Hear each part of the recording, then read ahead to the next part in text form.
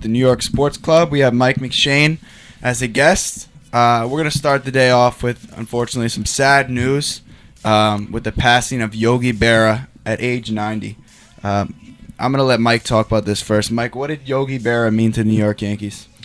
Well, Yogi was definitely an iconic legend for the Yankees, and all the number of years that he put in were something special. You get a guy that's won 10 World Series as a player, and then he's been to the World Series another 4 times with the Yankees and Mets over the years, and it's just an iconic figure for the Yankees.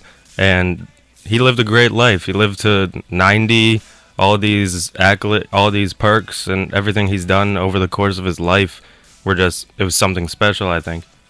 I completely agree. I think when you think Yogi Berra, you think one of the Yankee immortals. I mean, I would put him top 5 Yankees of all time. I'd say Mantle, Ruth, Garrick, and I'd put him. I think I'd put him 4, Yogi Berra.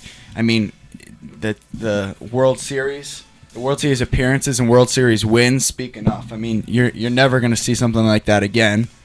And he's just one of the classiest. He just played the game the right way. It's a shame more people this day and age don't look to him as an example. And I mean, it was nice what I saw some major league players do today. I think Trout, Harper, Torrey Hunter, a bunch of other guys posted stuff on social media just saying, different Yogiisms, which, he's extremely famous for, just thanking him for what he did to the game. And I think that just shows Yogi Berra was not just big for the New York Yankees. I mean, also David Ortiz posted about him. When I saw that, that kind of struck me.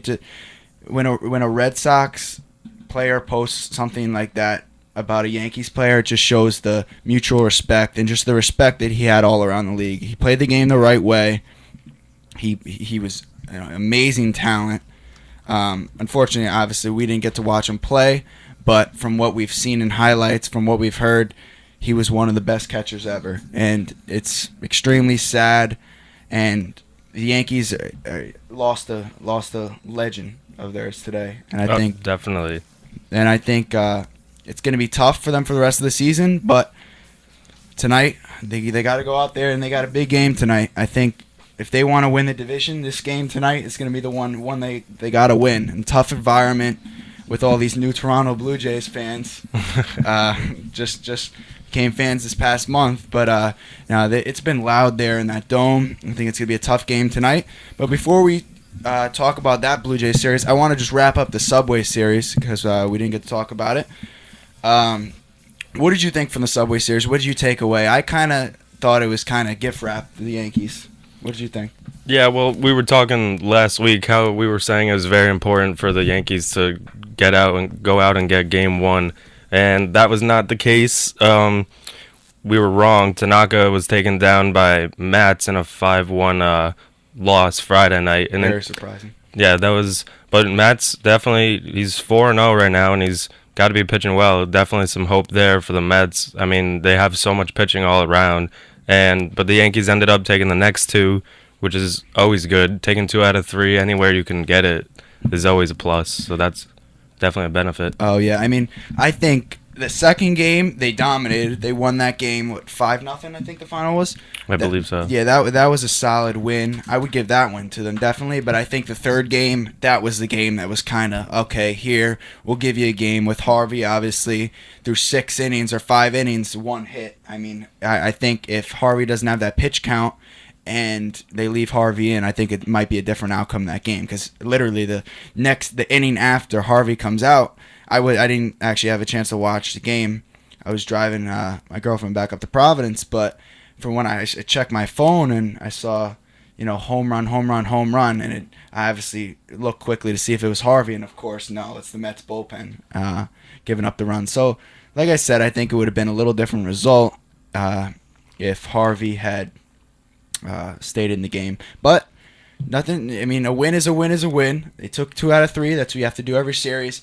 But the series I really want to talk about is this Blue Jays series. There's some things that I've liked about the Yankees' performance and some things that I didn't. Let's start with Game 1.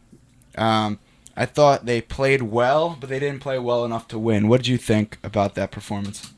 I definitely think that the Yankees could have played a better game, and obviously not winning that one, they definitely need to.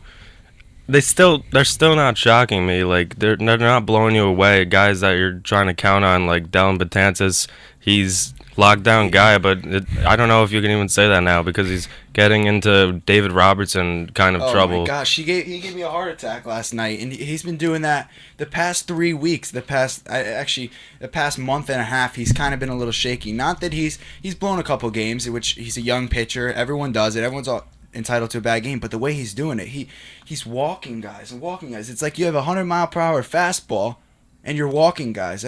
We're sitting there watching the game. We're like, you're throwing 100 miles per hour. Throw the fastball over the plate. Instead, he's trying to throw these sliders. Like, I just don't understand walking the bases loaded. You're making it harder on themselves. And yes, last night and in the past he's gotten out of it, but you know that's not going to fly. You're not going to get out of it every time. So that's something that is if the Yankees are going to make a run in the postseason, even in the wild card game, you can't be loading the bases on walks.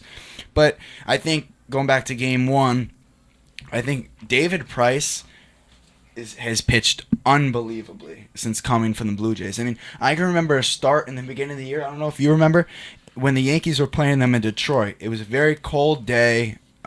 Snow was starting to fall, and the Yankees absolutely shelled him. I think in 3 innings they scored 11 runs off him, and that was the kind of thing that the Yankees were accustomed to doing to David Price. I mean, I know he's famous for giving up Jeter's 3,000th hit, but the Yankees have owned Price before this little stretch, but he's now pitched against them 3 times in this last stretch. And yes, they won that game in Toronto where Beltran hit the home run, but obviously that wasn't off Price. That was off Sanchez, the young reliever.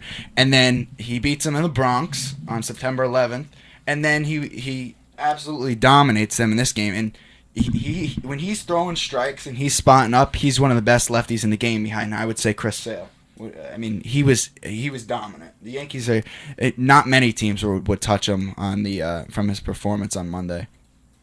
Yeah, definitely. I believe that Chris Sale and David Price are definitely 2 of the top guys in the league. But when it comes down to it, I think I would have to take Price over Sale just because he's been consistently throwing well year in and year out, Yeah. and he's definitely dominating the AL. But the Yankees still have usually hit him around a little bit, so that's definitely to be. If you're a Yankee fan, you can definitely be optimistic if they were to face them. Like if they were to face him, that they have his number, and they've seen him plenty of times. I mean, Severino's a guy that's only pitched against the Blue Jays three times, but he's still a rookie, and the Blue Jays got a third look at him last night, but the Yankees coming out on top was big. Oh no, that was definitely big. Now that I want to talk a little more about that game too last night. I loved that game last night for the Yankees. I think that was a signature win for them. I think it was the kind of game where you get out to a nice early lead, but not a big enough lead. Maybe they had a couple chances with guys on, maybe didn't get them in, but the Blue Jays come back. They do what they do. They hit. Do they ever stop hitting home runs? No. But they tie the game up. It's 2-2 in the 8th or 9th inning, and what a job by Greg Bird. I mean, they get first and second, no one out, and everyone in the world thinks he's bunting. I still think they should have bunted, but luckily he gets to an 0-2 count. But he's been great. A lot of clutch home runs. He has 10 home runs and 28 RBIs in 33 games for the Yankees. I mean, that's unbelievable. That's a guy who wants to stay in the bigs, and I just think that was just a signature moment for that kid, and just what a win for the Yankees, coming out on top with the 3-run go-ahead home run by Bird to right field. I mean, that was just that was a great win. I thought it showed perseverance, and after the game, you could just sense, even after Bird hit the home run, if you watch those guys in the dugout, they were all going nuts for him. They wanted to win that game bad. They knew they needed to win that game. I think Michael Kay and David Cohn said after the game, they're like, yeah, that was a must-win. But you know what? Now that game was a must-win, but you know what? Now tonight's, I wouldn't say a must-win, but you got to win it if you want to win the division. I would say that you don't want to be 3.5 back without, I mean, obviously done playing that team. And I think we got Nova on the mound tonight against Stroman. So that should be a good matchup. The Yankees struggled against Stroman in his last start. This is only his third start coming off a torn ACL.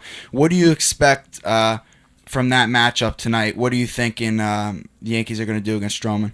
I'm definitely thinking it's going to be a higher scoring game tonight, as Nova hasn't been on really pitching as well as he's capable of, and Stroman's still been he was dealing with the injury as well. So between the two of them, I definitely think the Blue Jays bats are going to be on Nova tonight. So the Yankees are also going to have to be backing him up with some run support.